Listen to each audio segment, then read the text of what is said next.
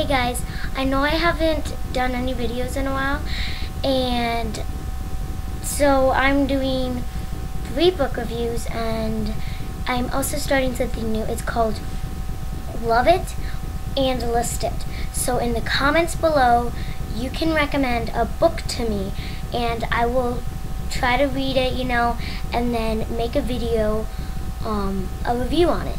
So if you have a book that you think was really cool, I may be able to find it, read it, and then do a review on it. So just type in one of your favorite books and you could have me do a book review on it in the comments below. So I'm doing 3 book reviews, like I said. I'm doing Beautiful Creatures, I'm doing Prettiest Doll, and I'm doing Love, Aubrey, which I read a long time ago, but I haven't done a book review on it, so I thought I might. Okay, so first things first, Beautiful Creatures. There is a movie out, and I've seen the movie. The book is way better, people. The book is way better than the movie. Just keep that in mind. They totally changed the ending in the movie, but I like the ending in this book better. Anyways, Beautiful Creatures is by Cami Garcia and Margaret Stoll, and I thought it was kind of a fantasy type fiction book, and it was really cool because all the magic that was happening in this book, it reminded me a little bit of Harry Potter. I mean, they didn't go to a school or anything, but there was so much magic, and they explained all the majestic things in here, and I thought they did that in Harry Potter. Like, they described the spells and everything and what they really were. Besides wizards, they were, in different houses and stuff. So I really liked this book. I thought that the authors, I thought it was really cool how it was based in the South, because they talked a lot about the war, Civil War, and how they lost, but everybody thought they should have won. And it kind of just takes the setting into somewhere different. It's in the southern states, and it's kind of nice to know what they're thinking, because we won. So anyways, so this book is about this guy, and he lives in this small town which he wants to get out of. He doesn't want to be there. He wants to be in the big city. So he's basically counting down the days in his senior year till he can get out of this town. So then he meets a new girl, Lena, who moves there, and nobody moves there. So he wants to meet this girl. And this girl's really dark, and she's secret, and he doesn't know what she is, so he tries to figure out. She ends up being a caster, which is like a witch, but they don't like to be called witches. So they're magic, and they do spells and stuff. So, a rating on this book, I would do it a 9.5, maybe even 10. It's very, very good book. And I have to kind of get going because I have 2 more other books, but this is a good read, and if you watch the movie, you will see that the book is way better, in my opinion. Okay, so Prettiest Doll is, it's a pageant book, but when you look at the cover, you think, oh, that's too girly for me. I am a little girly, but this book is not at all what you expected to see from the cover. You see pageants, and you see pretty girls on a pretty girl on the cover, and you think automatically, well, this is going to be a total girly girl book for me. I'm not going to read it. But actually, it's this girl, this pageant girl, who is kind of a little bit fed up with the beauty pageants, because everybody sees them as these pretty girls and not as anybody else. So she really wants to say, she has a message in this book. I can do stuff that you can do, even though I'm a pageant girl. She goes on an adventure with a boy, and she scares her mom half to death. She scares everybody half to death.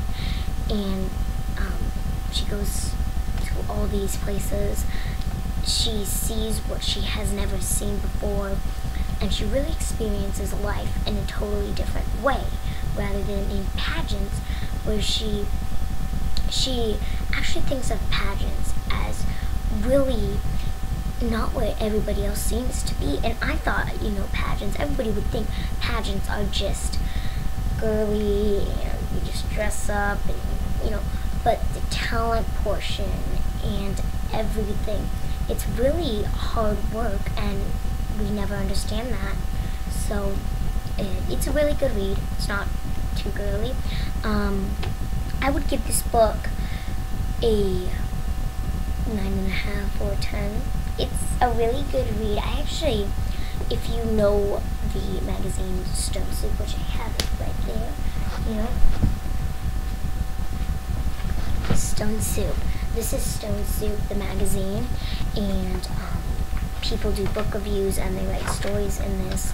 And I actually sent a book review in for Stone Soup, and they sent a letter back saying, I'm sorry we didn't use it, but it's in the maybe pile, so we will probably use it in another magazine, possibly. So, that's good news. But I did do a review on this. They sent me this book, and they told me I could keep it. So I got this from Stone Soup. Anyways, a very good read, not what you expected it to be. I thought the author did a great job with making it a very different book. So, yes, there's that one. Okay, and my Love Aubrey one. This book, I will tell you right away, it is so sad. I'm serious. It's a really sad book. But I kind of like happy endings, and this book had a kind of a happy ending. I thought at first you would think the ending was super crazy and super dumb, but when you really think about it, I think it was a happy ending. Anyways, this book is about this girl named Aubrey, and a tragic accident happened. Her sister and her dad died, and now she lives with just her mother, and her mom actually left, just got up and left. So Aubrey has been living alone in her house for 3 days now. Her grandma finally comes and sees, something is wrong. I haven't been getting my calls. I called and they haven't picked up, so she knew something was wrong. She came, found Aubrey alone, so the grandma takes Aubrey under her wing, takes her to the grandma's home, and the grandma teaches her all these life lessons, and Aubrey meets a new friend, and Aubrey really looks into family and what it means to go through something this tragic, because it's never happened. So I feel for this girl, really. I seriously was crying during this book. It's really sad, but it's so good. If you don't like sad books, you probably won't like the sad part in this book, but otherwise, it's a good book. It's kind of like, how Old Yeller and How the Red Fern Grows, those are both sad books, but they're good. Same thing, it's sad, but it's good. I'd give it a 10. It's a Golden Sower now, and I think the author, Susan LaFleury, it said in the author's page, this is her first children's book. I thought she did a wonderful job, and I'm ready for her 8-piece book, so I'll probably do a book review on that. Okay, so those are all my book reviews, and I hope to hear some comments below if you like any of these books, or if you have a book that you want me to try to review. Just comment below and I will try to read it and give you a review.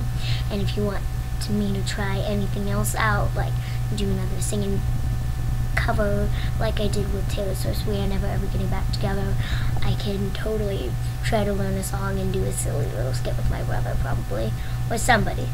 Anyways, just comment below what you want me to do, and subscribe and like, and thank you for watching. Bye.